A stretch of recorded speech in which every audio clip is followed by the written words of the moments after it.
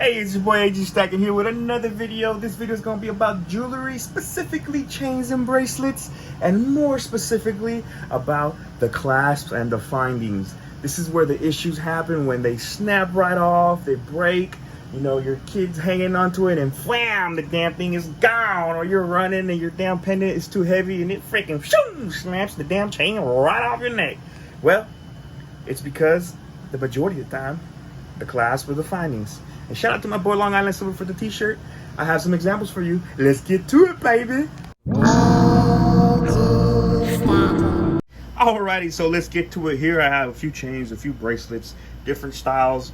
So what we call here, which I would say maybe you can call it the body of the chain or bracelet. This is called your link. So this is a barrel, anchor, a rope, Byzantine, Mariner, Miami Cuban, and I'm not exactly sure, just like a custom piece. Don't see it often, but that is your link. Now attached to that are the end caps. These things right here, they attach to the chain and create a little loop. You have them here, different styles, you know, very unique. And then the part that attaches from that end cap to this here, this is called your clasp. So these are what attaches one end of your chain or bracelet to the other end cap, and that's your clasp. These are your clasps. Now these are the findings. Your end cap and your clasp are very important when it comes to chains and bracelets. This is where things tend to snap off. I'll show you an example of a piece my daughter was wearing. She took off her shirt, it got snagged on her shirt and it ripped right off. This is a little anchor cable link type chain. I mean, it's really thin, so you can imagine why it ripped off. But again, these findings, these little loops here, these end caps, are very small. You can see that they would just break off, right? This is a spring clasp. Usually you see them in smaller jewelry, like for women or kids. And it's not, like I said, it's not very strong. It could tend to rip off. Usually these type of chains will break off here at the findings or the clasp, or they'll break off on the chain because it's so thin. So you want to try to avoid these unless it's for kids, which is really hard to avoid when it's for smaller kids or women, because this is usually how they come. Now your most common would be this style here, which is the lobster clasp. This clasp here is commonly used on most chains. They have a little spring inside, you loop it in and whatnot, and these are pretty good clasps. But the problem is this little loop here. This little loop here, if it's not strong enough, if it's not soldered, if any little tug, and this will break right off. This is where I've had issues with some of my personal chains with my kids. This will snap off. This sometimes is strong, but then this end here, as you can see, this one's a little thinner than this, so you may have a potential issue of it snapping off right here. If it breaks, it tugs onto something, right? Now you have another type of style here. This is a lobster clasp, but this is an oval.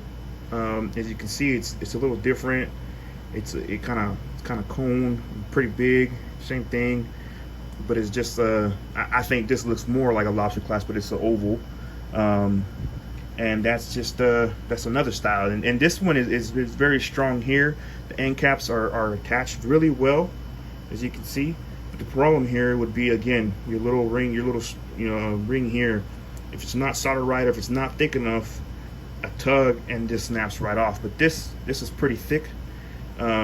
Your clasp here is pretty thick, so you probably won't have too many issues with this guy. See here, it's not soldered. That may be something. A lot of chains don't come soldered. You can take them in and then you can put a piece of solder on it, and that would fix that issue. Here we have a barrel clasp.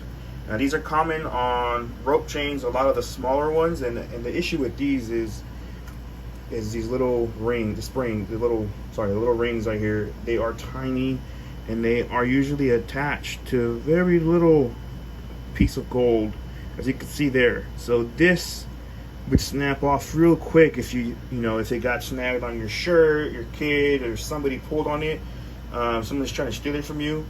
This would snap off super quick. I mean, a tug and it rips. So this is something you want to look out for.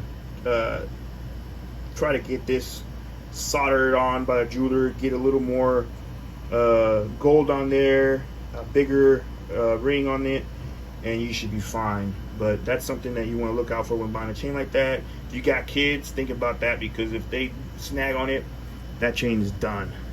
You'll end up like this.